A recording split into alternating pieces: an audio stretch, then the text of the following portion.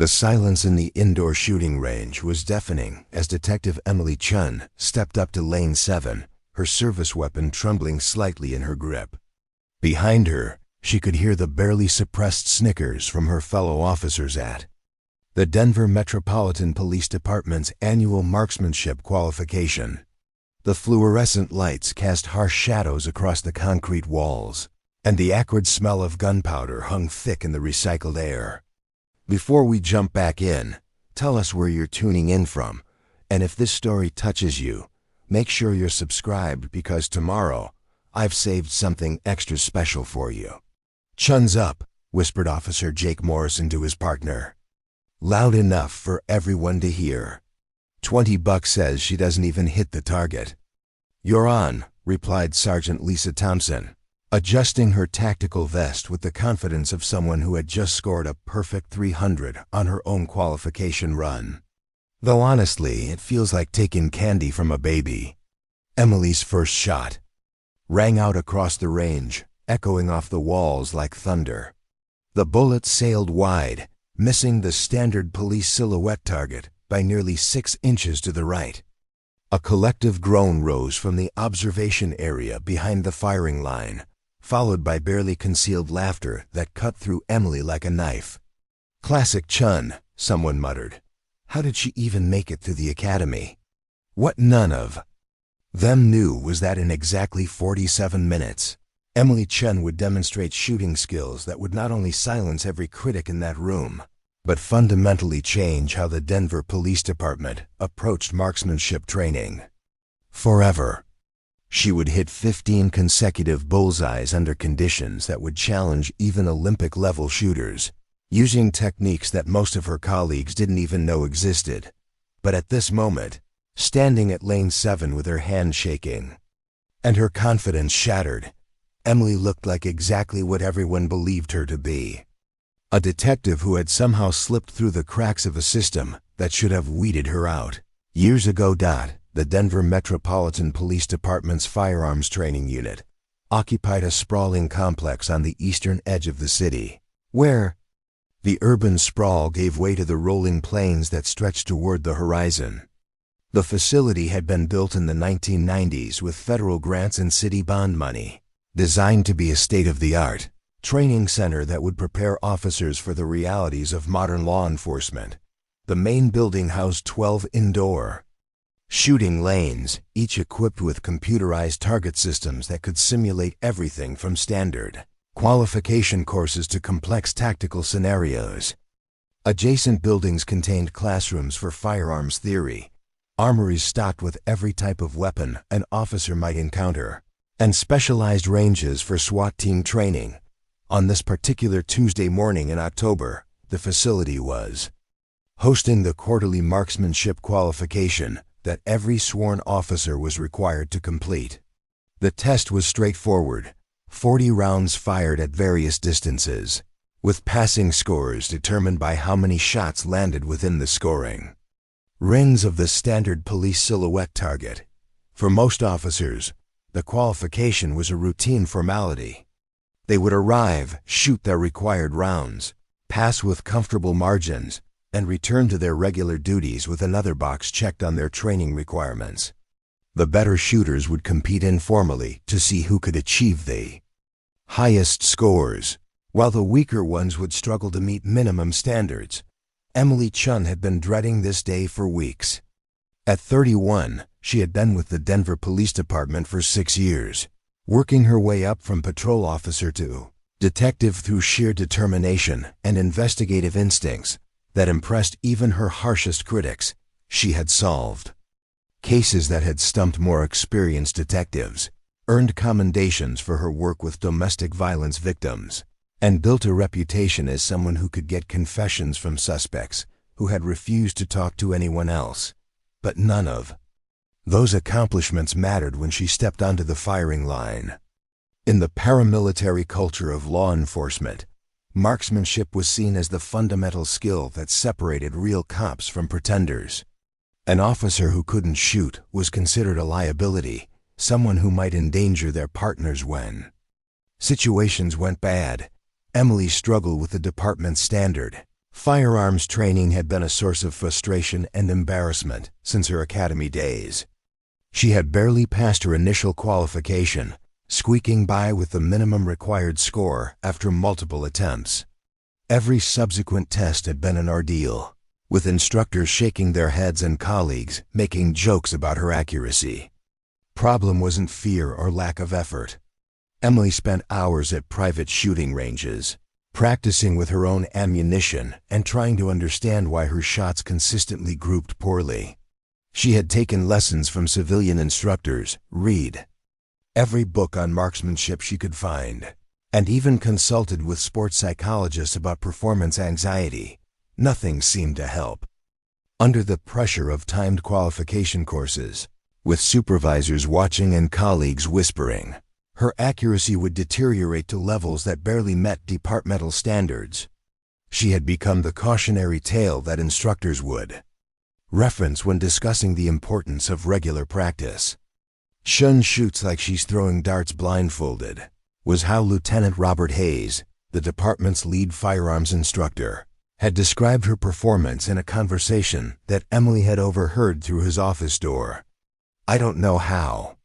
She keeps passing these qualifications, but sooner or later she's going to fail one, and then we'll have to make some tough decisions about her future." The conversation had taken place 3 months earlier, and Emily had been haunted by those words ever since. She knew that her colleagues viewed her marksmanship struggles as evidence of broader incompetence, regardless of her successes as an investigator. In their minds, a detective who couldn't shoot was like a surgeon who was afraid of blood. The irony was that Emily had grown up around firearms in ways that most of her colleagues never had. Her grandfather, David Chun, had been a master sergeant in the Army Rangers during the Vietnam War, serving 2 tours as a sniper and instructor before returning to civilian life. After the war, he had opened a small gunsmith shop in the mountains west of Denver, where he had spent decades perfecting his craft and teaching a select few students the advanced marksmanship techniques he had learned in the military. Emily had spent countless summer days at her grandfather's shop, learning about ballistics, wind reading, and the mental discipline required for precision shooting. David had taught her that accuracy wasn't just about steady hands and good eyesight, but about understanding the complex relationship between shooter, weapon, and environment. "Most people think shooting is about pointing and pulling the trigger," David had told her during one of their sessions. "But real marksmanship is about becoming one with the weapon, reading conditions that others can't see, and maintaining mental calm under pressure that would break most people." Under her grandfather's patient instruction, Emily had developed skills that went far beyond what was taught in standard police training. She could read wind patterns by watching grass movement, adjust for temperature variations that affected bullet trajectory, and maintain focus for extended periods while tracking multiple targets. But David had also taught her techniques that were considered unconventional by modern law enforcement standards. His methods emphasized patience over speed, precision over rapid fire, and mental preparation over physical strength. These skills had been developed for military sniping operations, where a single shot could determine the outcome of a mission, not for police qualification courses designed around multiple rapid-fire strings. David Chun had passed away 2 years earlier, taking with him decades of knowledge about advanced marksmanship that had never been written down or formally documented. Emily had inherited his collection of custom rifles and hand-loaded ammunition, along with notebooks filled with observations about shooting techniques that most people would never understand. She had tried to incorporate some of her grandfather's teachings into her police training, but the rigid structure of departmental qualification courses left little room for unconventional approaches. The tests were designed around specific time limits and standardized procedures that prioritize speed and consistency over the precision techniques that David had emphasized. Emily's struggles with standard police marksmanship had created a professional identity crisis that went far beyond simple performance anxiety. She knew she had capabilities that her colleagues couldn't imagine, But the institutional framework of law enforcement seemed determined to evaluate her only on metrics where she consistently performed poorly. The morning's qualification was being administered by Sergeant Michael Rodriguez, a 20-year veteran who had earned his instructor certification through a combination of solid shooting skills and unwavering adherence to departmental protocols. Rodriguez was known for running fair but demanding qualification sessions, with little patience for officers who couldn't meet basic standards. "All right, listen up," Rodriguez announced to the assembled group of officers waiting their turns. "This is a standard qualification course. 40 rounds total, fired at 7, 15, and 25-yard distances. You know the drill. Minimum passing score is 70%, which means you need to put at least 28 rounds in the scoring zones." Emily checked her service weapon. For the dozenth time, a standard-issue Glock 22 chambered in .40 Smith & Wesson. The pistol was reliable and accurate in the hands of competent shooters, but Emily had never felt comfortable with its trigger pull or grip angle. She had requested permission to carry her grandfather's custom .45 CP pistol, but departmental regulations required all officers to use identical weapons for training and qualification purposes. The morning had started badly and gotten progressively worse. Emily's practice rounds had been scattered across the target with no discernible pattern. Her breathing had been irregular, and she could feel the familiar tension building in her shoulders that always preceded her worst performances. "Chun, you're up in lane 7, Rodriguez called out, consulting his clipboard. "Make sure your target is set to 7 yards and take your position." Emily walked to the firing line with the gait of someone approaching an execution. Behind her, she could hear the quiet conversations that always seemed to follow her movements during qualification days. Officers would make predictions about her performance, place informal bets on whether she would pass, and generally treat her struggles as entertainment. "Remember, Chun," called out Officer Danny Martinez, one of the department's better shooters. "Aim small, miss small." The comment drew chuckles from the observation area, though Martinez probably intended it as encouragement. Emily knew that most of her colleagues weren't deliberately cruel, but their casual dismissal of her abilities had worn down her confidence over years of similar interactions. She loaded her magazine with the department-issued ammunition, slid it into the pistol, and chambered around with the mechanical precision of someone who had performed the same motions thousands of times. The weapon felt foreign in her hands, despite years of practice, like a tool that had been designed for someone else. Preparing and narrating this story took us a lot of time, so if you are enjoying it, subscribe to our channel. It means a lot to us. Now back to the story. "On my command," Rodriguez announced, "you will fire 5 rounds, slow fire, at the 7-yard target. You have 90 seconds, shooter ready." Emily raised her weapon and settled into what she hoped was a proper stance. Through the shooting glasses, the target seemed impossibly small and distant, despite being only 21 feet away. She could feel her heart rate increasing and fought to control her breathing as her grandfather had taught her. Begin firing. The first shot felt wrong from the moment she pulled the trigger. She could sense the bullet's trajectory even before it reached the target, knowing instinctively that it had sailed wide of the intended impact point. The miss was confirmed a moment later when she looked downrange and saw the unmarked target staring back at her. The laughter that followed was not malicious, but it might as well have been. Emily could feel her face burning with embarrassment as she prepared for her second shot, knowing that every subsequent round would be fired under the weight of heightened scrutiny and diminished expectations. What none of the observers could see was that Emily's miss had not been the result of poor technique or inadequate training.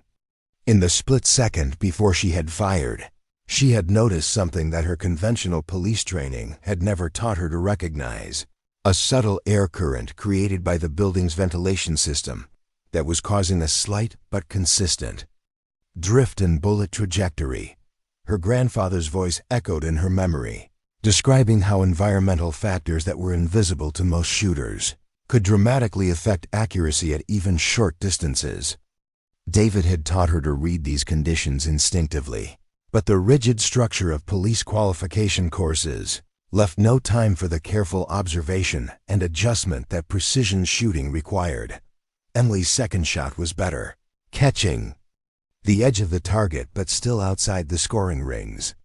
Her third and fourth shots showed improvement as she began to unconsciously compensate for the air current, but they were still not the kind of performance that would impress anyone watching. By the time she finished the 7-yard string, Emily had managed to put 3 of 5 shots in the scoring zones, a performance that was technically adequate but hardly inspiring. The observers were already losing interest, turning their attention to other shooters who were demonstrating the kind of consistent accuracy that the department expected from its officers. But something had changed during those 5 shots. Emily had begun to feel the familiar connection to her weapon that her grandfather had described, the subtle awareness of environmental conditions that separated good shooters from great ones, the rigid time constraints and artificial pressure of the qualification course were starting to fade into background noise as older, deeper training began to assert itself. She still had 35 rounds remaining in her qualification, and 35 opportunities to demonstrate that there was more to marksmanship than anyone in that room understood. Emily holstered her weapon and stepped back from the firing line, her face burning with the familiar shame that accompanied every qualification attempt. Around her, the Denver Police Department's finest continued their own shooting strings with the casual confidence of people who had never doubted their place in the brotherhood of law enforcement. Detective Marcus Webb finished his 7-yard string with 5 shots clustered tightly in the center of his target, each impact hole overlapping the others in a group that could be covered by a silver dollar. Webb had been Emily's partner for 18 months, and while he respected her investigative abilities, she could see the concern in his eyes every time her marksmanship struggles became public knowledge. "You're overthinking it, Chun," Webb said, quietly as he ejected his magazine and began reloading for the next distance. "It's just point and shoot. Don't make it more complicated than it needs to be." The advice was well-intentioned, but revealed the fundamental disconnect between Emily's training and the department's approach to firearms. Webb, like most officers, had learned to shoot through repetitive practice and muscle memory, developing consistent form through thousands of rounds fired under identical conditions. For him, accuracy was about mechanical precision and emotional control. Emily's grandfather had taught her that real marksmanship was about adaptation and awareness, skills that couldn't be developed through routine practice alone. David Chun had spent years in Southeast Asian jungles where environmental conditions changed by the hour and every shot carried life or death consequences. His techniques emphasized reading subtle cues and making constant adjustments that most shooters never learn to recognize. The divide between these two approaches to shooting had defined Emily's 6-year career with the Denver Police Department. Her unconventional training made her appear inconsistent and unreliable by conventional standards, while the department's rigid protocols prevented her from using the skills that could have made her one of their most capable marksmen. Lieutenant Robert Hayes observed the morning's qualifications from the range control booth, a glass-enclosed area that provided clear sight lines to all 12 shooting lanes. Hayes had been the department's lead firearms instructor for 8 years, earning his position through a combination of excellent shooting scores and unwavering adherence to standardized training methods. At 44, Hayes embodied the department's ideal of professional competence. He maintained precise records on every officer's performance, implemented training programs that met state certification requirements, and had successfully defended the department's firearms policies during 2 federal investigations into officer-involved shootings. Hayes also harbored serious doubts about Emily Chun's fitness for duty as a law enforcement officer. In his professional opinion, consistent marksmanship was the foundation of effective police work, and officers who couldn't demonstrate reliable accuracy under stress posed unacceptable risks to themselves and their colleagues. Chun's shooting. Like she always does, Hayes muttered to Sergeant Rodriguez, who was monitoring the qualification from the booth. Scattered, inconsistent, barely adequate. I don't understand how she keeps squeaking by these tests. Rodriguez nodded, but kept his comments diplomatic. He had observed Emily's performance over multiple qualifications and noticed patterns that Hayes seemed to miss. Emily's shooting improved significantly when she was allowed to fire at her own pace, and her shot placement became more precise when she had time to observe conditions before engaging targets. She's got good instincts for reading the range, Rodriguez offered. I've seen her make adjustments that suggest she understands ballistics better than most officers. Maybe she just needs a different approach to training. Hayes dismissed the suggestion with a wave of his hand. There's only one way to train police officers, and that's through proven methods that work for 95% of our people. We can't customize training programs for every officer who has trouble with basic skills. The conversation reflected a broader institutional resistance to innovation that characterized the Denver Police Department's approach to most training issues. The department's policies had been developed through decades of trial and error, refined through legal challenges and budget constraints, and validated through countless successful operations. Change was viewed with suspicion, particularly when it involved fundamental skills like marksmanship. Hayes and his colleagues had witnessed too many fads and experimental programs that had promised revolutionary improvements but delivered minimal results. Their preference for standardized, proven methods was based on practical experience with training approaches that actually worked. Emily's unique background and unconventional skills didn't fit neatly into this framework. Her grandfather's military training had equipped her with capabilities that exceeded standard police requirements in some areas while leaving gaps in others. The result was a professional profile that confused supervisors and colleagues who expected officers to excel or struggle across all aspects of firearms training uniformly. The 15-yard portion of the qualification presented different challenges than the close-range shooting that had opened the morning session. At this distance, mechanical accuracy became more important, and environmental factors like lighting and air movement could significantly affect bullet trajectory. Emily approached the firing line for her second string with renewed determination, trying to block out the whispered conversations and sideways glances that followed her movements. She had learned to compartmentalize the social pressure of these events, focusing on technical execution while ignoring the emotional toll of constant scrutiny.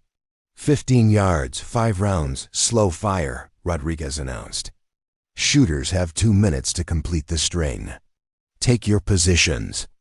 The extended time limit should have favored Emily's methodical approach to shooting, but department protocols required all officers to use identical equipment and techniques, regardless of their individual preferences or training backgrounds.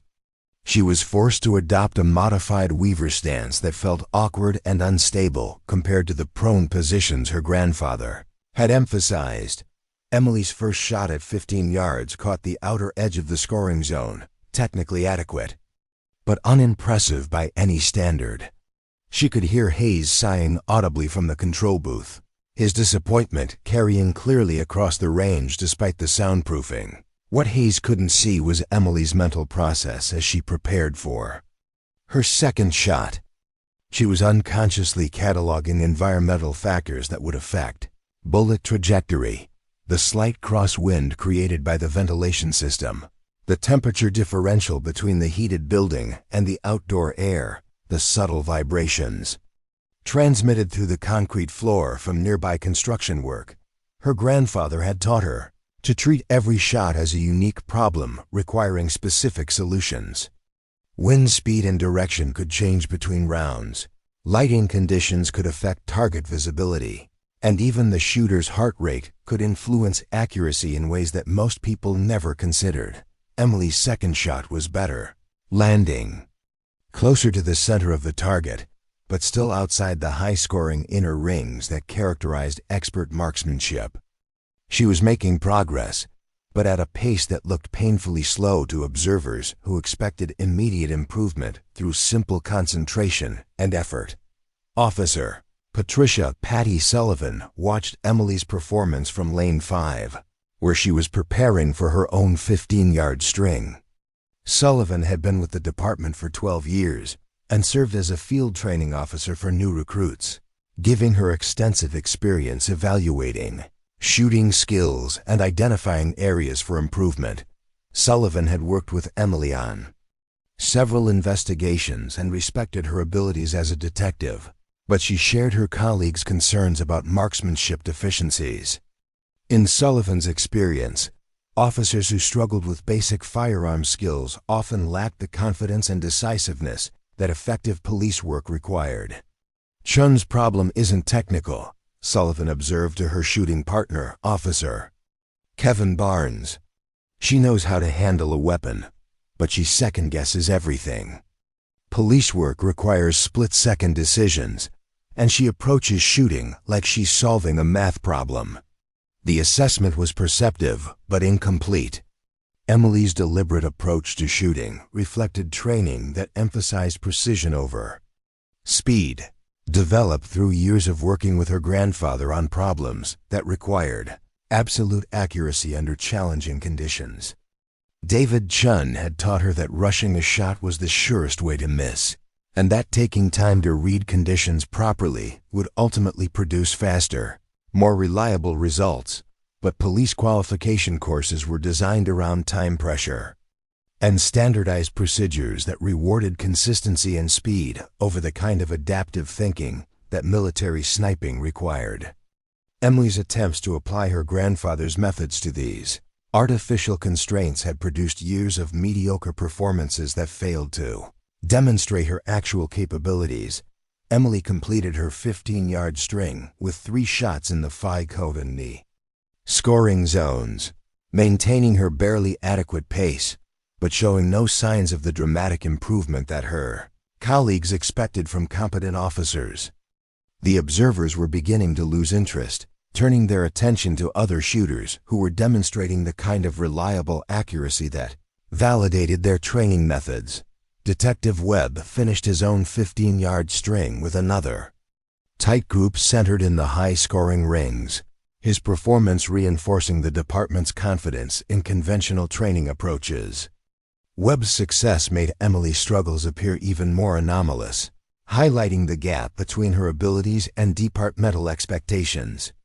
"Maybe you should consider switching to detective work full-time," Webb suggested as they prepared for the 25-yard portion of the qualification. Plenty of investigators work cases that don't require field operations. You could focus on what you're really good at.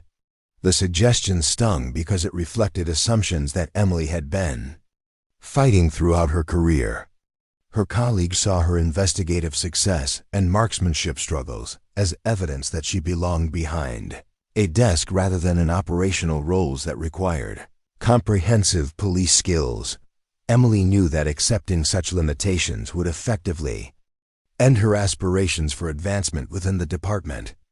Detective positions that didn't require field capabilities were typically reserved for officers approaching retirement or those recovering from injuries that had compromised their physical abilities.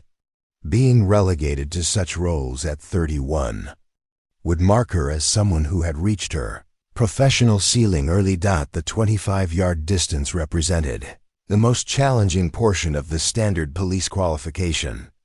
At this range, minor errors in sight alignment or trigger control could result in complete misses, and environmental factors that were negligible at closer distances could dramatically affect accuracy. Emily approached the final shooting position, knowing that her performance over the next 5 shots would largely determine how her colleagues perceived her capabilities for months to come. A strong finish might earn grudging respect, while continued struggles would confirm everyone's assumptions about her limitations. What none of the observers realized was that 25 yards was actually Emily's preferred distance for precision shooting. Her grandfather had conducted most of their training sessions at ranges between 50 and 100 yards, where the skills she had developed could be demonstrated most effectively. The shorter distances used in police qualification had always felt constrained and artificial compared to the open field shooting that had defined her formative training. As Emily loaded her final magazine and prepared for the longest shots of the qualification, she began to feel the mental shift that her grandfather had described as settling into the zone. The nervous energy and social pressure that had dominated her earlier performance started to fade, replaced by the focused awareness that David Chun had spent years teaching her to cultivate. For the first time that morning, Emily felt truly connected to her weapon and her environment, ready to demonstrate capabilities that her colleagues couldn't imagine and wouldn't understand even if they witnessed them firsthand. The stage was set for a transformation that would challenge everything the Denver Police Department thought it knew about marksmanship, training, and the hidden potential that could emerge when conventional limitations were finally overcome. The 25-yard line felt different under Emily's feet as she took her position for the final portion of the standard qualification. The concrete seemed more solid, the fluorescent lighting less harsh, and the familiar weight of her service weapon more balanced in her grip. Something fundamental was shifting in her approach, though the change was so subtle that none of the observers would have noticed it. Lieutenant Hayes checked his watch and frowned. The morning's qualification session was running behind schedule, and he had another group of officers waiting to use the range for their quarterly requirements. The delay was primarily due to 2 officers who had failed their initial attempts and were now shooting remedial courses, but Hayes also felt that some shooters were taking unnecessarily long between strings. "Let's pick up the pace, people," Hayes announced over the range communication system. "We have 25 yards, 5 rounds, slow fire, 2-minute time limit. This is the final string for standard qualification." Emily barely heard the announcement. She was experiencing something that her grandfather had described, but she had never fully understood: the complete integration of shooter, weapon, and environment that separated merely competent marksmen from true masters of the craft. The range around her had become a 3-dimensional puzzle of air currents, light patterns, and subtle vibrations that she could read like a familiar book. Officer Danny Martinez finished his 25-yard string with characteristic efficiency, producing another respectable group that clustered around the center of his target. Martinez was considered one of the department's better shooters, consistently scoring in the top 10% of all officers during qualification events. "Solid work, Martinez," Hayes called out from the control booth. "That's what consistent training and proper fundamentals look like." The comment was clearly intended for Emily's benefit, a not-so-subtle reminder of what successful police marksmanship should resemble. Hayes had used similar teaching moments throughout the morning, highlighting examples of proper technique and consistent performance that he hoped would motivate struggling officers to improve their own skills. Emily raised her weapon and settled into a modified shooting stance that felt more natural than anything she had attempted earlier that morning. Without conscious thought, she was incorporating elements of her grandfather's teaching that the rigid structure of police qualification had previously prevented her from using. Her first shot at 25 yards surprised everyone, including herself. The bullet struck the target with a solid impact that was clearly visible even from the observation area, landing well within the high-scoring center rings. It was the kind of shot that her colleagues had come to expect from the department's top marksman, not from someone who had been struggling to meet minimum standards just minutes earlier. "Nice shot, Chun," Detective Webb called out, genuine surprise evident in his voice. "Now just do that 4 more times." But Emily wasn't thinking about replicating her success or managing expectations. She was fully absorbed in the process that her grandfather had called reading the shot, a mental state where environmental factors became as clear and predictable as physical objects. The ventilation-induced air current that had been throwing off Her earlier shots was now visible to her, as clearly as if it were marked with colored smoke. Her second shot landed even closer to the center of the target, prompting a brief silence. From the observation area, as officers began to pay closer attention to her performance, Emily Chen hitting one good shot could be explained as luck or accident, but two consecutive precision shots suggested that something more significant might be happening. Sergeant Rodriguez leaned forward in the control booth, studying Emily's shooting position with professional interest. As an experienced instructor, he could recognize subtle changes in technique that often preceded dramatic improvements in performance. Emily's stance had become more stable, her breathing more controlled, and her trigger manipulation more precise. "She's settling into a rhythm," Rodriguez observed to Lieutenant Hayes. "Sometimes officers just need to find their groove." Hayes remained skeptical but continued watching Emily's performance with increased attention. In his experience, significant improvements during qualification sessions were usually temporary, produced by momentary concentration that couldn't be sustained over time. Real marksmanship improvement required months of dedicated practice and professional instruction.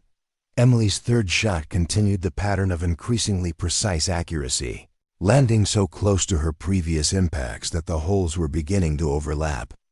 The improvement was so dramatic that some officers stopped their own preparations to watch her complete the string. Officer Kevin Barnes, who had placed the earlier bet against Emily's performance, was beginning to look concerned about his financial prospects. Barnes had been with the department for 4 years and had never seen such a rapid transformation in shooting ability during a single qualification session. "This is getting weird," Barnes muttered to Officer Sullivan. "Chun doesn't shoot like this, ever." Sullivan nodded, but continued watching with fascination. As a field training officer, she had witnessed hundreds of qualification attempts and could recognize the signs of something extraordinary happening. Emily's shooting had transcended normal improvement, entered territory that suggested access to skills that had been hidden rather than absent. The fourth shot maintained the impossible standard that Emily had established with her previous 3 rounds. The bullet impact was so precisely placed that it enlarged the existing hole rather than creating a new one, demonstrating the kind of consistency that took most shooters years to develop. A crowd was beginning to gather behind Emily's shooting position as word spread through the range that something unusual was happening at Lane 7. Officers who had completed their own qualifications were staying to watch, and even some civilian staff members had emerged from administrative areas to observe the unfolding demonstration. Lieutenant Hayes left the control booth and walked to the firing line, his skepticism warring with growing amazement at what he was witnessing. Emily Chun, the officer he had privately considered the department's weakest marksman, was producing a shooting that rivaled anything he had seen during his 8 years as a firearms instructor. "One more shot, Chen," Hayes said quietly, positioning himself where he could observe both Emily's technique and her target. "Take your time and finish strong." Emily heard the instruction but didn't respond. She was operating in a mental state that her grandfather had described as the quiet place where external distractions simply ceased to exist. The range around her had faded to background noise, leaving only the essential elements, weapon, target, and the environmental factors that would influence bullet trajectory. Her final shot was the best of the string, striking the target with such precision that it perfectly centered the group she had been building. The 5 shots formed a cluster that could be covered by a quarter, demonstrating accuracy that exceeded the performance of most of the department's expert marksmen. The silence that followed was unlike anything that had ever occurred during a routine qualification session. Emily had not just passed the 25-yard requirement. She had produced shooting that challenged fundamental assumptions about her capabilities and raised questions about how such skills could have remained hidden for so long. "Outstanding shooting, Chun," Lieutenant Hayes said, his voice carrying genuine respect for the first time in their professional relationship. That's some of the finest marksmanship I've seen in years. Emily lowered her weapon and looked downrange at her target with the same surprise that everyone else was feeling. The precise group of impacts looked impossible, like something that had been created by a different shooter using different equipment. She could barely remember the mental process that had produced such accuracy. Detective Webb approached with a mixture of congratulation and confusion. "Shun, where did that come from? You've never shot like that before in your life." The question touched on something that Emily couldn't easily explain. Her grandfather's training had always been available to her, but the artificial constraints of police qualification had never allowed those skills to emerge. The rigid time limits, standardized procedures, and performance pressure had prevented her from accessing the mental state that precision shooting required. "I guess I just needed to relax and trust my training," Emily replied, though she knew the explanation was inadequate. The transformation she had experienced was far more profound than simple relaxation or confidence-building. Officer Martinez studied Emily's target with the eye of someone who understood shooting at an expert level. The group size and precision of placement were remarkable even by competitive standards, far exceeding anything that normal police training could produce. "Shun, that's Olympic-level shooting," Martinez said seriously. "Where did you learn to shoot like that?" Before Emily could respond, the range communication system crackled with an announcement that would change the entire trajectory of the morning's events. "All personnel, this is Lieutenant Colonel Janet Morrison from the Colorado National Guard," came a crisp, authoritative voice. "We have an emergency situation requiring immediate assistance from your department's tactical units." The qualification session came to an abrupt halt as officers turned their attention to the unexpected announcement. Emergency calls to the police department were routine, but direct requests from National Guard units were unusual and typically indicated situations that exceeded normal law enforcement capabilities. Lieutenant Hayes quickly made his way back to the control booth to take the call directly. Through the glass, Emily could see him speaking intently into his headset while taking notes on a clipboard. His expression grew increasingly serious as the conversation continued. "What's going on?" Detective Webb asked, echoing the question that everyone on the range was thinking. Hayes completed his call and emerged from the control booth with the grim expression of someone who had just received very bad news. The morning's light-hearted atmosphere evaporated as officers prepared to hear about whatever crisis required National Guard intervention. "Listen up, everyone," Hayes announced. "We have a hostage situation at the Riverside Elementary School. An armed suspect has barricaded himself in the gymnasium with approximately 30 children and 2 teachers. SWAT is responding, but the suspect has made specific demands that require specialized capabilities." The announcement sent a chill through the assembled officers. School hostage situations represented every law enforcement officer's worst nightmare, combining the urgency of protecting innocent children with the complexity of dealing with armed, desperate suspects in confined spaces. "The suspect is demanding to speak with our best marksman," Hayes continued. "He's positioned himself in a location where conventional tactical approaches won't work. The National Guard believes this might require a precision shot from an extreme distance, something beyond normal SWAT capabilities." Emily felt her blood run cold as the implications of the situation became clear. Her demonstration of expert marksmanship had occurred at precisely the moment when such skills were desperately needed for a life-or-death situation involving children. "Sir," Officer Martinez said, "what kind of distance are we talking about?" Hayes consulted his notes before responding. "Approximately 200 yards through a small window opening. The suspect is using the children as human shields, so any shot would have to be absolutely perfect. Miss by even a few inches and innocent people die." The range fell silent as officers contemplated the horrific responsibility that such a shot would entail. 200 yards was far beyond the distance that most police officers train for, requiring skills that few law enforcement personnel possessed. Emily's mind raced as she processed the tactical requirements.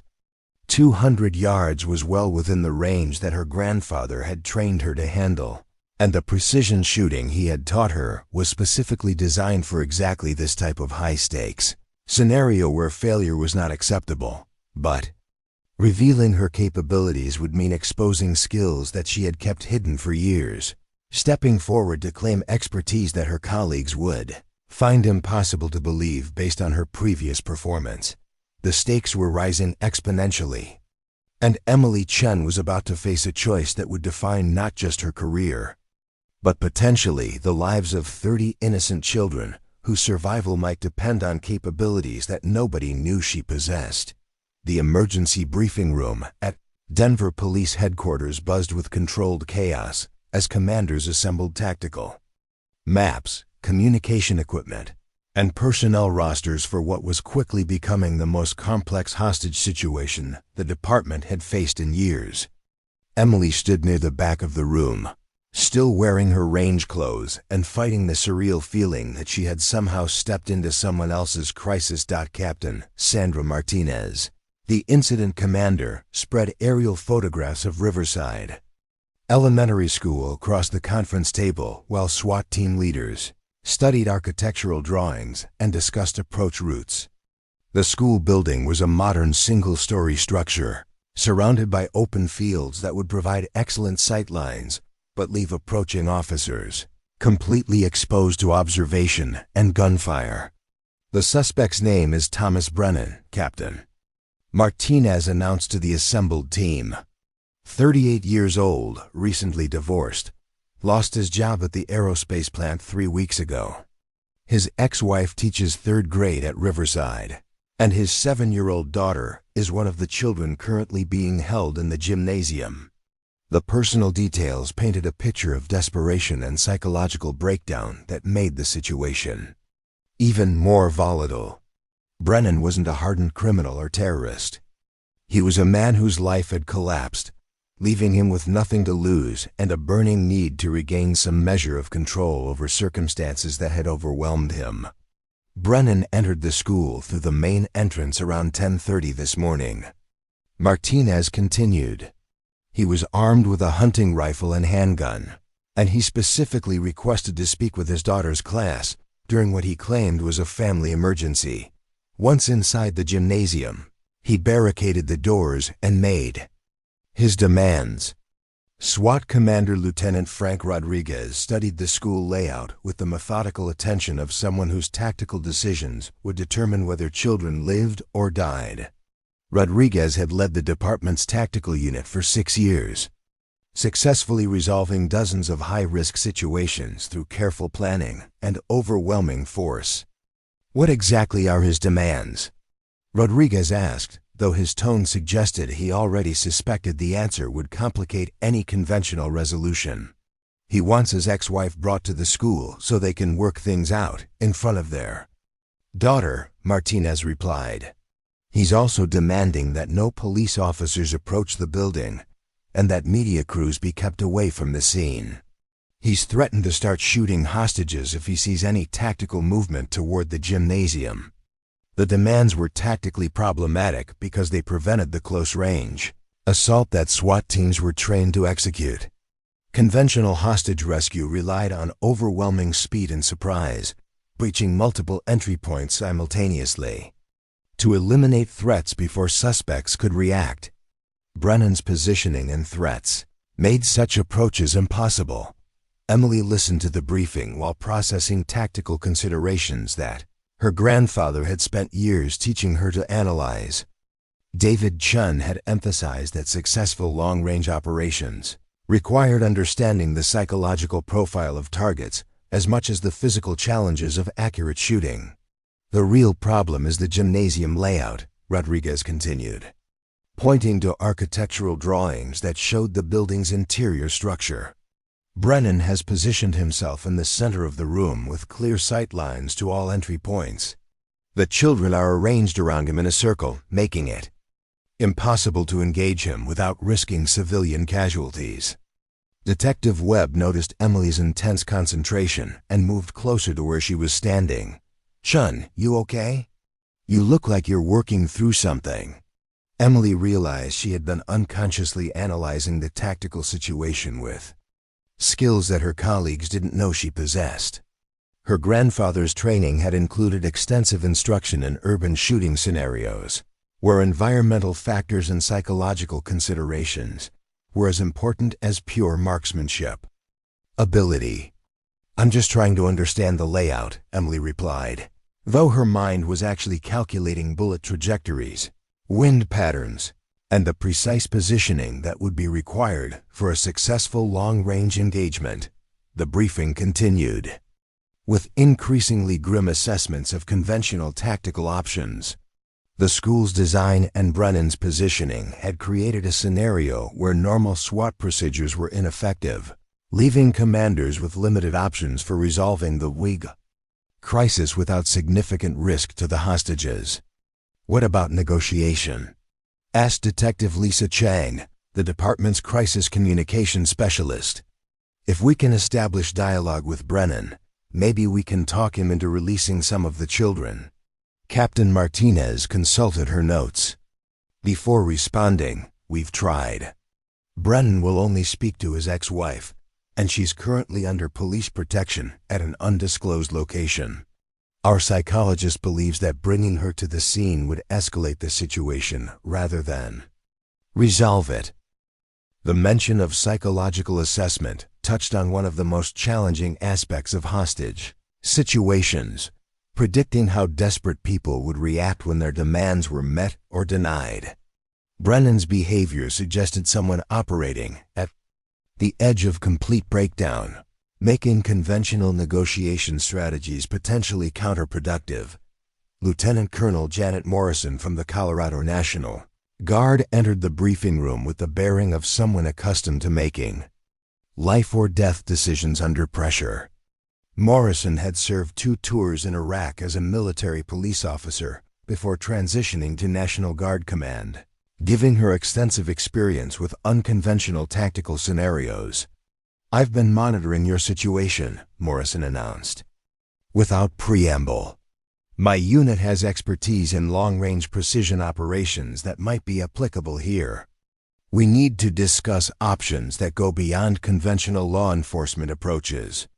The suggestion of military involvement in a civilian law enforcement operation created immediate tension in the room. Police commanders were protective of their jurisdiction and wary of solutions that might appear to militarize what was fundamentally a local crisis. "With respect, Colonel," Rodriguez replied, "this is a police matter involving civilians. Military tactics aren't appropriate for school environments." Morrison spread her own tactical maps across the conference table, showing elevation charts and sightline calculations that revealed a different perspective on the situation. Her maps indicated firing positions that the police hadn't considered, along with ballistic data that suggested possibilities beyond conventional thinking. "The gymnasium has a small window opening approximately 8 feet above ground level," Morrison explained. "From the water tower 200 yards to the northeast, a skilled marksman would have a clear shot at Brennan's position without endangering the hostages." The proposal sent a chill through the assembled officers. Military-style sniping operations were far beyond normal police capabilities, requiring skills and equipment that few law enforcement agencies possessed. The legal and ethical implications of such an approach were staggering. "Colonel, are you suggesting we assassinate this man?" Captain Martinez asked, her voice carrying barely controlled outrage. "He's a civilian suffering from psychological breakdown, not an enemy combatant." Morrison's response was measured but firm. "I'm suggesting we prepare for all possible outcomes. If negotiation fails and Brennan begins executing hostages, someone needs to be in position to stop him. The only question is whether we have personnel capable of making such a shot." The room fell silent as commanders contemplated the horrific scenario that Morrison was describing. School hostage situations had a tragic history of ending in mass casualties when suspects reached psychological breaking points that made rational communication impossible. Emily felt her grandfather's voice echoing in her memory as she listened to the tactical discussion. David Chun had spent countless hours teaching her that precision shooting was ultimately about accepting responsibility for consequences that other people couldn't handle. The skills he had imparted carried moral weight that went far beyond sport or recreation. What kind of accuracy would be required? Detective Webb asked, though his question seemed to be directed more toward understanding the impossibility of the shot than seriously considering its feasibility.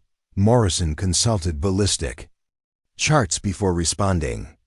At 200 yards, with environmental factors and the confined target area, we'd need someone capable of consistent accuracy within a 2-inch circle. Miss by more than that, and you hit a child instead of the suspect. The specifications were sobering, even for experienced marksmen. 2-inch accuracy at 200 yards required skills that few people possessed, along with equipment and environmental conditions that would have to be precisely controlled. It was the kind of shot that military snipers trained for extensively, but rarely had to execute under actual combat conditions. Lieutenant Hayes, who had been silent throughout most of the briefing, suddenly looked up from his notes with an expression of dawning realization. Chun, didn't you just demonstrate exactly that kind of accuracy during this morning's qualification? The question hung in the air like a physical presence as every person in the room turned to look at Emily. She could feel the weight of their attention as commanders processed the implications of Hayes' observation and began to consider possibilities they had never imagined. That was at 25 yards, Emily replied carefully, knowing that her response would determine whether she could continue hiding her true capabilities. 200 yards is completely different. But Morrison was studying Emily with the practiced eye of someone who had worked with military marksmen throughout her career. Chun, what's your background with long-range shooting? Have you ever fired at distances beyond standard police qualification requirements? Emily felt the moment of truth approaching with the inevitability of a freight train. She could continue deflecting questions and remain safely anonymous, or she could reveal capabilities that would change her life forever and potentially save 30 children whose survival might depend on skills that nobody knew she possessed. My grandfather taught me some things about precision shooting, Emily said quietly, understating 6 years of intensive training that had prepared her for exactly this type of scenario. The admission created a ripple of interest throughout the room as commanders began to reassess Emily's potential role in the developing crisis. Morrison moved closer, her questions becoming more specific and probing. What kind of things? What was your grandfather's background? Emily took a deep breath, knowing that her next words would cross a line from which there would be no return. He was a military sniper in Vietnam. He spent 2 years training designated marksmen for long-range operations in challenging conditions. The revelation transformed the tactical discussion as commanders realized they might have access to capabilities they had never considered. Morrison's expression showed growing excitement as she processed the implications of Emily's admission. Chun, have you ever attempted shots at 200 yards? Morrison asked directly. Emily met the colonel's gaze and made the decision that would define the rest of her career. Yes, ma'am. My grandfather trained me regularly at distances up to 300 yards. 200 yards is well within my effective range. The room erupted in surprised conversations as officers processed information that challenged everything they thought they knew about Emily Chun's capabilities. The detective who had struggled through routine qualifications was claiming expertise in precision shooting that exceeded anything the department had ever seen. Captain Martinez studied Emily with new interest, trying to reconcile the mediocre marksman she had observed with someone who claimed military-level sniping skills. Chun, why have you never mentioned this background during previous training sessions? Emily's response was honest but incomplete. The training I received emphasized techniques that don't fit well with standard police qualification procedures. My grandfather's methods were designed for different types of shooting than what we practice at the range. Detective Webb shook his head in amazement. Chun, if you can really shoot like that, why do you struggle so much during qualifications? The question touched on the fundamental disconnect between Emily's training and police procedures that had frustrated her for years. Police qualifications emphasize speed and standardized techniques. My grandfather taught precision and adaptation to environmental conditions. They're completely different approaches to shooting. Morrison nodded with understanding. Military sniping and police marksmanship serve different purposes and require different skill sets. It's entirely possible for someone to excel at one while struggling with the other. Lieutenant Rodriguez looked skeptical. Chun, are you seriously telling us that you can make a 200-yard shot with the precision this situation requires? Emily felt the weight of 30 children's lives settling on her shoulders as she prepared to make a commitment that would test every skill her grandfather had taught her. Sir, if you can get me the right equipment and positioning, I can make that shot. The moment of choice had arrived, and Emily Chun had stepped forward to claim responsibility that would either save innocent lives or destroy everything she had worked to build. The water tower on the northeast side of Riverside Elementary School rose 60 feet above the surrounding farmland, its weathered steel structure providing the perfect elevated platform for the shot that could end the hostage crisis.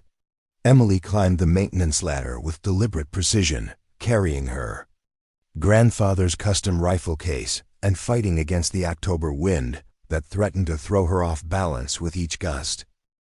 Below her, the school looked deceptively peaceful in the afternoon sunlight. The parking lot was filled with emergency vehicles arranged in careful patterns that kept personnel out of the suspect's sight lines, while worried parents gathered behind police barriers 2 blocks away, waiting for news about their children's fate.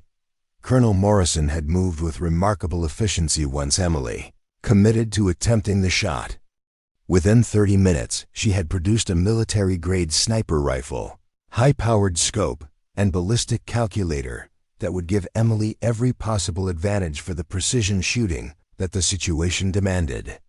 The rifle is a Remington 700 in .308 Winchester, Morrison had explained during the hurried equipment briefing. It's been accurized for precision work and equipped with a Leupold scope that's calibrated for 200-yard shots. The ammunition is match-grade with consistent bullet weights and powder charges. Emily had accepted the equipment with mixed feelings. The rifle was undoubtedly superior to anything she had ever used, but it was also unfamiliar. Her grandfather had taught her that successful precision shooting required intimate knowledge of weapon characteristics that could only be developed through extensive practice with specific equipment. I prefer to use my grandfather's rifle, Emily had said, knowing that the request would sound unprofessional, but understanding that consistency was more important than technical superiority. Morrison had looked skeptical until Emily opened her grandfather's case and revealed the custom .45 to 70 leva action rifle that David Chun had built specifically for long-range precision work. The weapon looked antiquated compared to modern military equipment, but Morrison recognized the careful modifications that transformed it into a precision instrument. That's a work of art, Morrison had admitted, examining the hand-fitted barrel and custom trigger assembly. Your grandfather knew what he was doing. If you're more comfortable with that rifle, use it. Now, positioned on the water tower platform, with her grandfather's rifle across her lap, Emily began the mental preparation process that David Chun had drilled into her through thousands of practice sessions. Precision shooting at 200 yards required far more than mechanical accuracy. It demanded complete integration of environmental awareness, psychological control, and technical execution. The wind was Emily's primary concern. At 200 yards, Even a slight crosswind could deflect a bullet several inches from its intended target, turning a perfect shot into a catastrophic miss. Emily watched the grass patterns in the field below, studying how the vegetation moved in response to air currents that would affect her bullet's trajectory. Her grandfather had taught her to read wind through dozens of subtle indicators that most people never noticed. The movement of leaves on trees, the direction of smoke from distant chimneys, the behavior of birds in flight, all provided clues about air currents at different altitudes and distances. Wind reading is like learning a foreign language, David had told her during one of their training sessions. At first, you have to think about every word. Eventually, you become fluent and the translation becomes automatic. Emily was now discovering just how fluent her grandfather had made her in the language of environmental conditions. The wind patterns around the school were complex but readable, with primary currents from the west that were modified by the building's structure and the water tower's presence.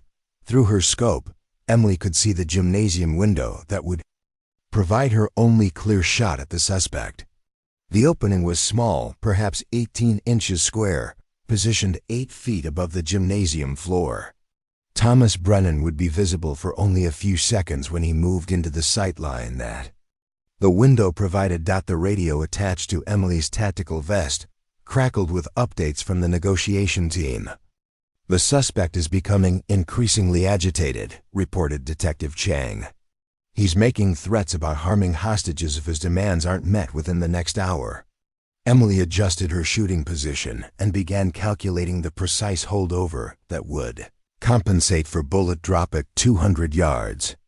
Her grandfather's rifle was zeroed for 100 yards, which meant the bullet would strike approximately 4 inches low at the longer distance, unless she adjusted her point of aim accordingly.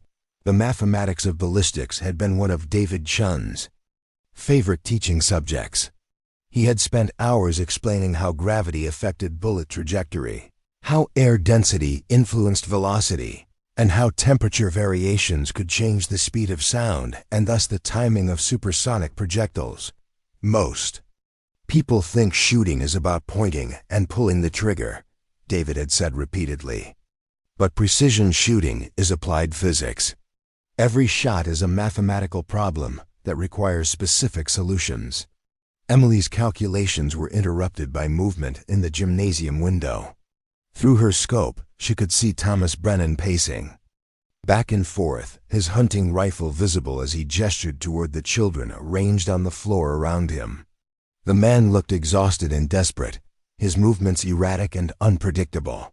"Visual contact with the suspect," Emily reported into her radio.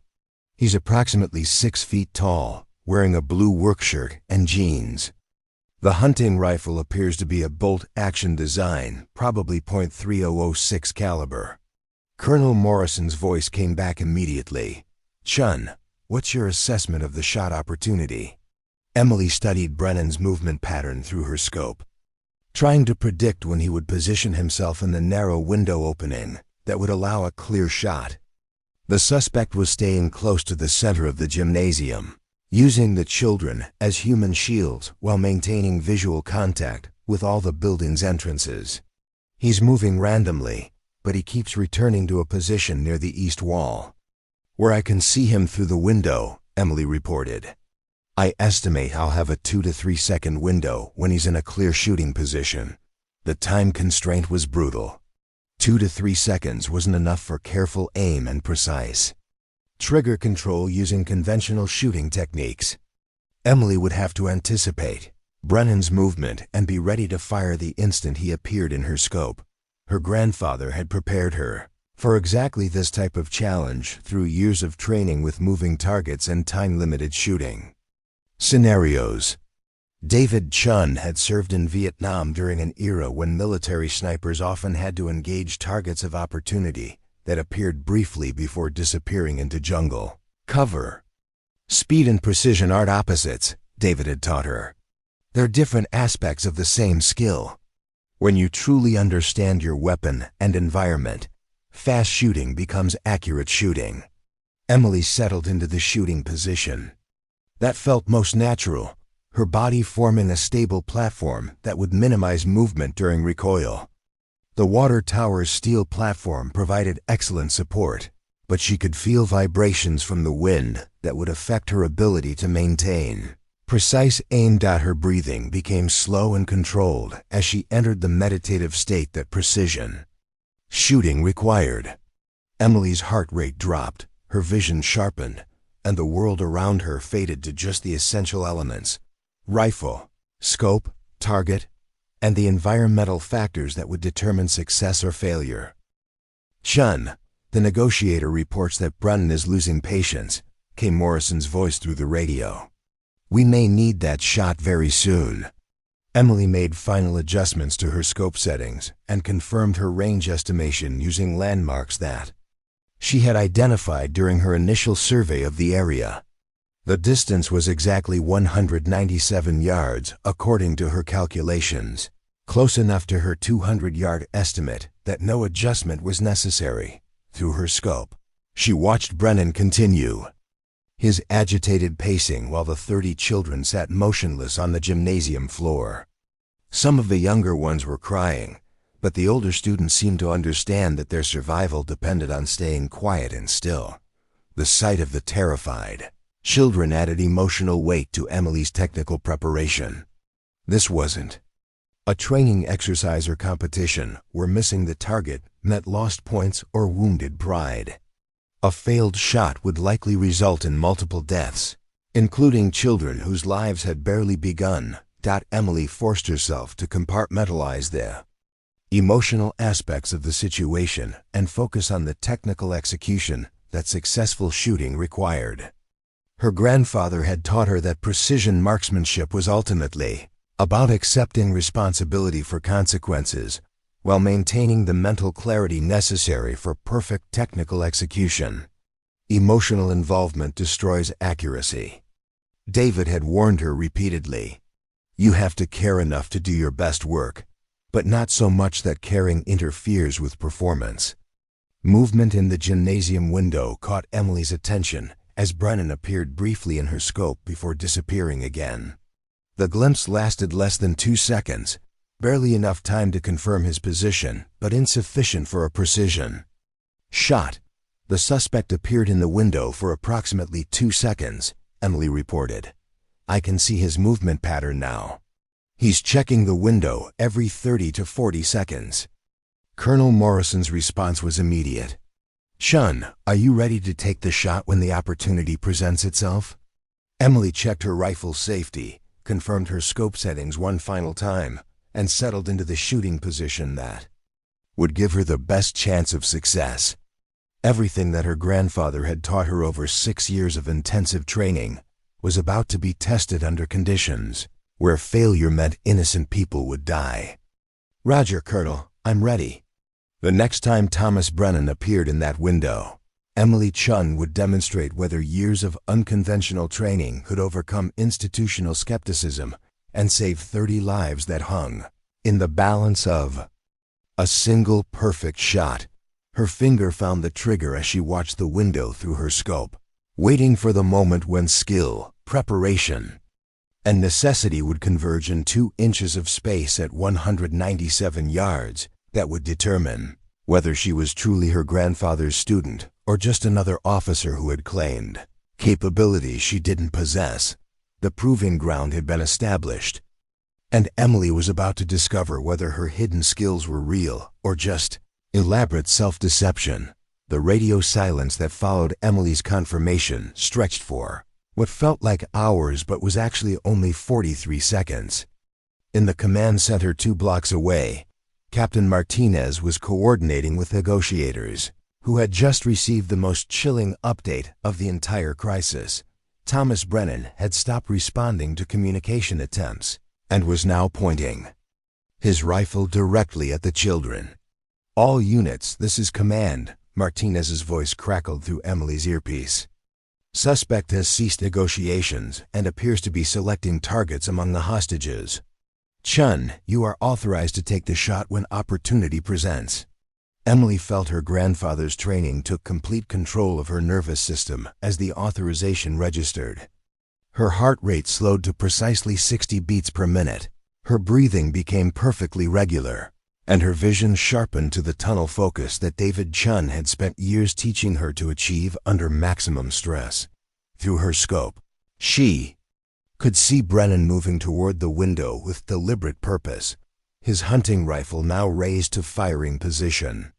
The man's body language had changed from agitated pacing to predatory stalking, suggesting that his psychological state had crossed the threshold from desperate negotiation to lethal action.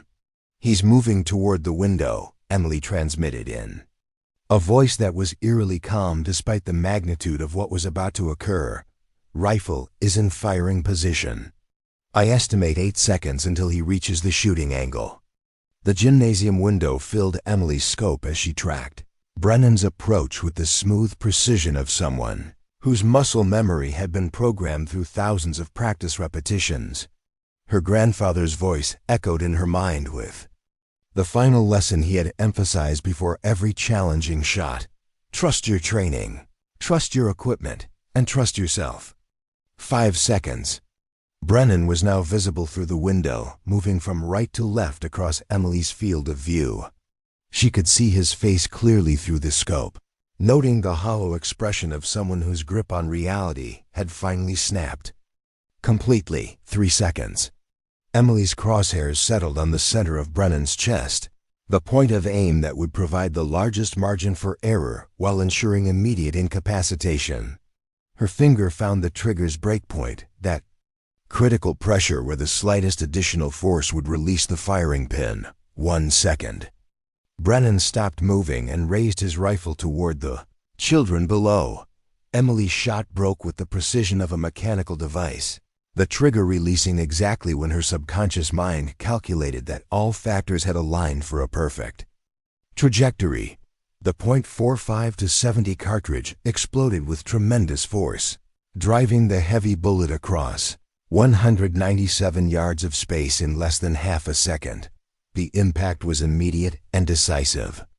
Thomas Brennan collapsed instantly, his own rifle clattering harmlessly to the gymnasium floor as Emily's bullet struck exactly where she had aimed. Through her scope, she could see the children looking around in confusion, not yet understanding that their ordeal had ended. "Target down," Emily reported, her voice maintaining the same supernatural calm that had characterized her performance throughout the crisis. "Suspect appears to be neutralized. No movement visible." The radio erupted with confirmations from ground units who were now rushing toward the school building. SWAT officers who had been positioned around the perimeter began their practiced entry procedures, moving with the coordinated efficiency of people whose training had prepared them for exactly this moment. "Outstanding shot, Chun," came Colonel Morrison's voice, carrying genuine admiration for marksmanship that exceeded anything she had witnessed in 20 years of military service. "That was absolutely perfect execution under impossible conditions." Emily lowered her rifle and allowed herself to experience the emotional release that her grandfather had taught her to delay until after mission completion.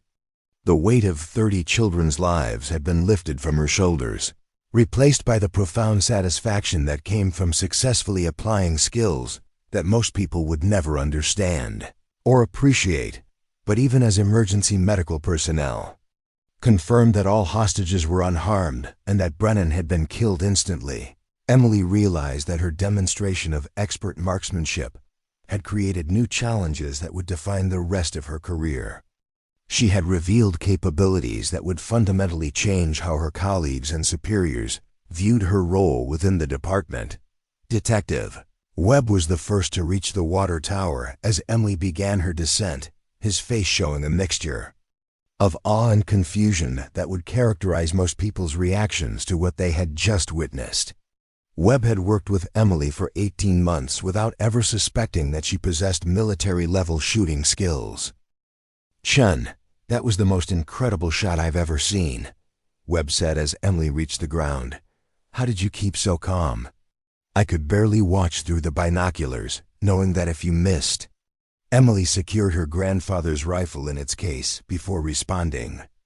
The weapon had performed perfectly, delivering the precision that David Chun had built into every component through years of careful modifications and adjustments. She felt a profound connection to her grandfather's memory, knowing that his training had ultimately saved innocent lives. "My grandfather taught me that emotional control is the foundation of precision shooting," Emily replied. "Getting upset or excited destroys accuracy, so you learn to manage your emotional state regardless of external pressure." Lieutenant Hayes arrived at the water tower with an expression that Emily had never seen before, genuine respect mixed with professional bewilderment. Hayes had spent 8 years as a firearms instructor, working with hundreds of officers, and he had never encountered anyone who could demonstrate the kind of marksmanship that Emily had just displayed. "Chun, we need to talk," Hayes said seriously. "What you just accomplished changes everything about how we approach advanced marksmanship training. That shot was beyond anything I thought was possible for law enforcement personnel." The gathering crowd of officers and emergency personnel created an impromptu debriefing session as everyone tried to process what they had witnessed. Emily found herself answering questions about shooting techniques, equipment modifications, and training methods that she had never discussed with her colleagues. Officer Martinez approached with the tactical scope that had been used to observe. Emily shot from the command center. "Chun, I watched your entire sequence through high-powered optics. You didn't even seem to hesitate when the moment came. How do you develop that kind of confidence?" The question touched on something that Emily's grandfather had emphasized throughout their training: the difference between confidence and competence. True shooting ability came from understanding capabilities so thoroughly that doubt never entered the equation. "Confidence comes from preparation," Emily explained. "When you've practiced the same shot thousands of times under various conditions, you know exactly what your equipment and training can accomplish. There's no guesswork involved." Captain Martinez arrived from the command center with updates on the hostage situation's resolution. All 30 children had been safely evacuated from the school, none showing signs of physical injury despite the psychological trauma they had endured. The teachers who had been held captive were being treated for shock, but were otherwise unharmed. "Chun, on behalf of the entire department and the families of those children, thank you," Martinez said with obvious emotion. "What you accomplished today will never be forgotten by anyone who was involved in this operation." The formal recognition was gratifying, but Emily was more interested in the technical aspects of what had occurred. Her shot had performed exactly as her grandfather's training had predicted, validating years of instruction that had seemed almost theoretical. Until this moment, Colonel Morrison approached with ballistic data that had been collected during the operation. Military personnel had been monitoring Emily's shot with sophisticated equipment that measured bullet velocity, trajectory, and impact characteristics. "Chun, our analysis shows that your bullet struck within 1 inch of your intended point of aim," Morrison reported.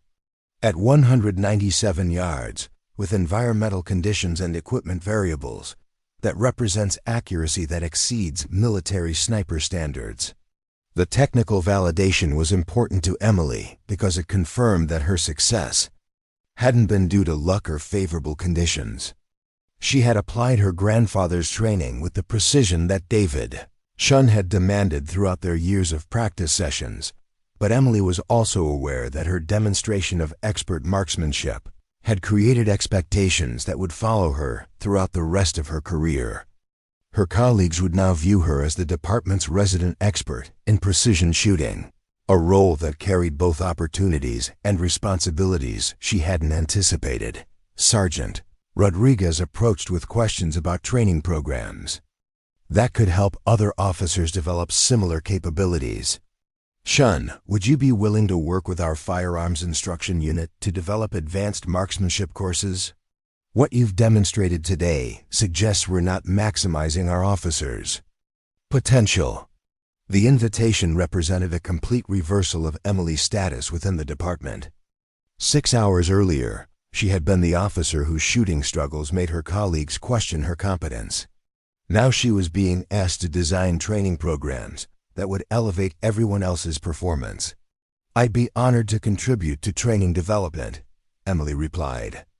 "But I think it's important to understand that the techniques my grandfather taught me require a different approach than conventional police training."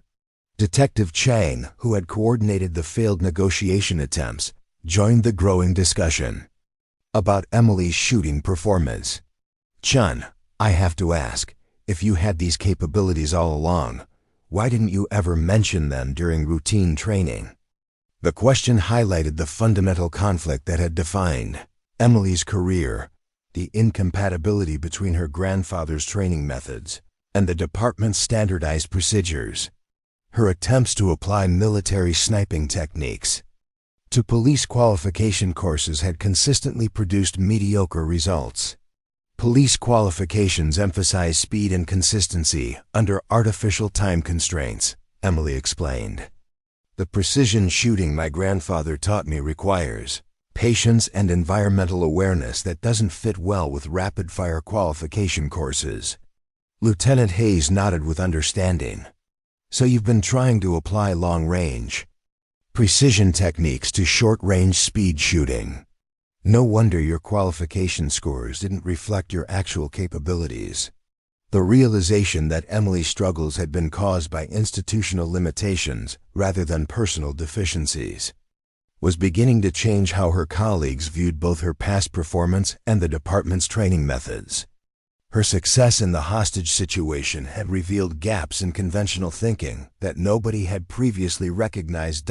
As emergency vehicles began departing from the school and normal operations resumed, Emily found herself at the center of discussions about advanced training programs, specialized tactical roles, and institutional changes that would maximize the department's capabilities. But the most important validation came from her own knowledge that she had successfully applied every lesson her grandfather had taught her. David Chun's training had ultimately saved 30 innocent lives, proving that his unconventional methods had prepared her for challenges that conventional police training never addressed.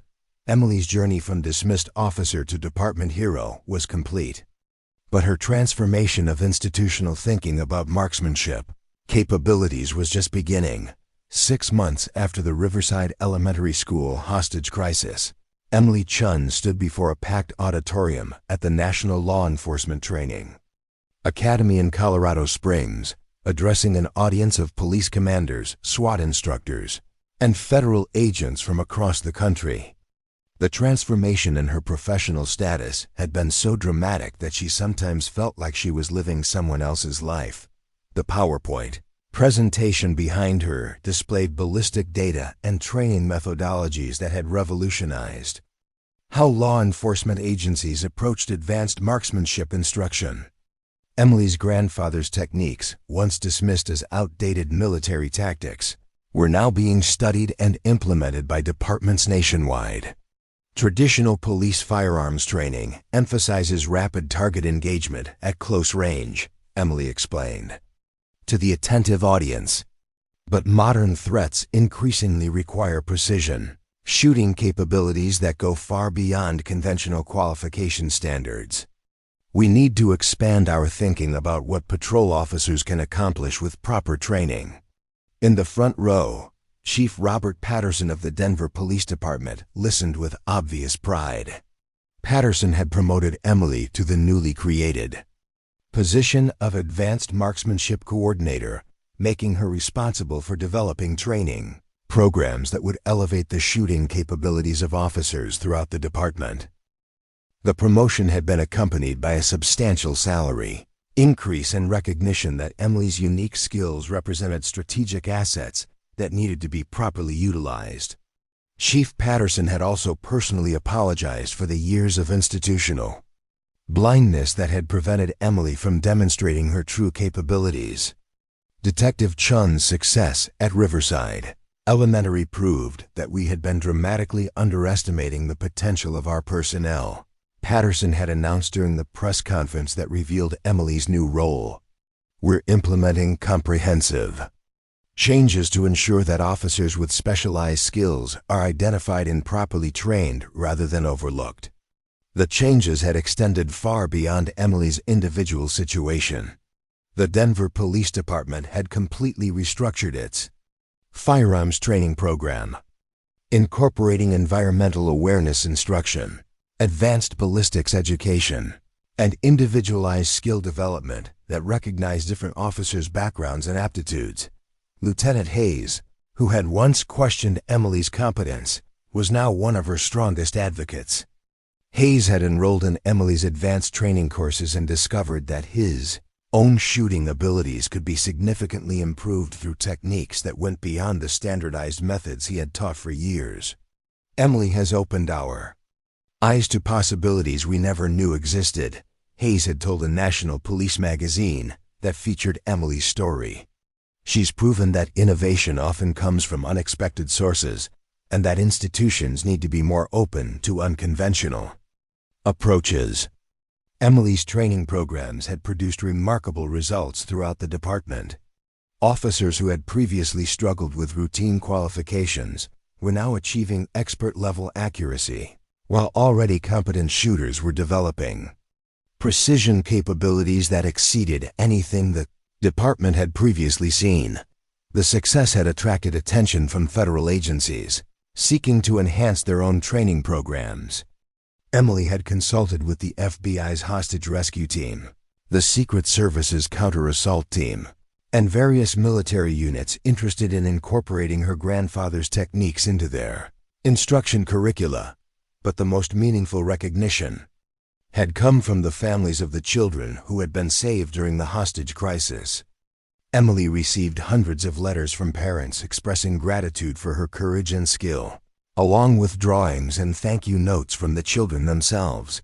7-year-old Madison Brennan, whose father had been the hostage-taker, had written a particularly touching letter that Emily kept framed in her office. "Thank you for helping my daddy stop being angry," the little girl had written in careful block letters. "I hope he's not mad anymore in heaven." The letter reminded Emily that her grandfather's training had accomplished something far more important than professional recognition or career advancement.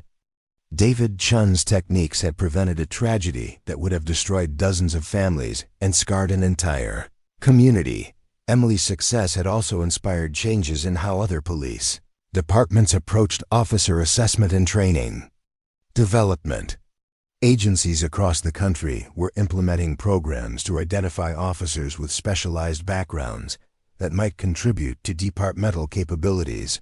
Detective Webb, who had become Emily's closest friend and strongest supporter, now served as her assistant in developing new training methodologies. Webb had initially struggled to understand how Emily's shooting struggles could coexist with expert-level capabilities, but he had become fascinated by the psychology and technique of precision marksmanship. "Working with Emily has taught me that competence takes many different forms," Webb reflected during a training conference presentation. "We were so focused on standardized performance metrics that we missed exceptional abilities that didn't fit our preconceptions." The partnership between Emily and Webb had produced training innovations that were being adopted nationwide. Their programs emphasized individual skill development over uniform performance standards, recognizing that officers brought diverse backgrounds and capabilities that could be leveraged for departmental benefit. Colonel Morrison from the Colorado National Guard had become a regular collaborator, helping to bridge the gap between military and civilian training approaches.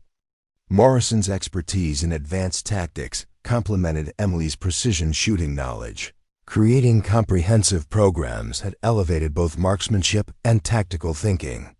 Emily represents the kind of cross-training collaboration that makes all of our forces more effective, Morrison had explained during the joint military-police training exercise.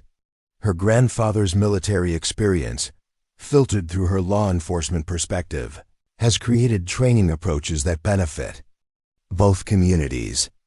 The collaboration had led to the establishment of a joint civilian military training facility where police officers and military personnel could learn from each other's expertise. Emily served as the facility's chief marksmanship instructor, teaching techniques that had been refined through both combat experience and civilian application. But perhaps the most significant change had been in how Emily viewed herself and her place within the law enforcement community. The years of struggle and institutional dismissal had been replaced by recognition and respect that validated everything her grandfather had taught her about perseverance and hidden potential. The most important lesson I learned from this experience is that institutional thinking can blind organizations to their own resources, Emily explained during her presentation to the National Academy audience. Excellence often exists in unexpected places, waiting for the right circumstances to emerge. Emily's story had become a case study in leadership development programs, illustrating how preconceptions and standardized thinking could prevent organizations from recognizing and utilizing their most valuable assets. Business schools and military academies were using her experience to teach students about the importance of looking beyond conventional performance metrics.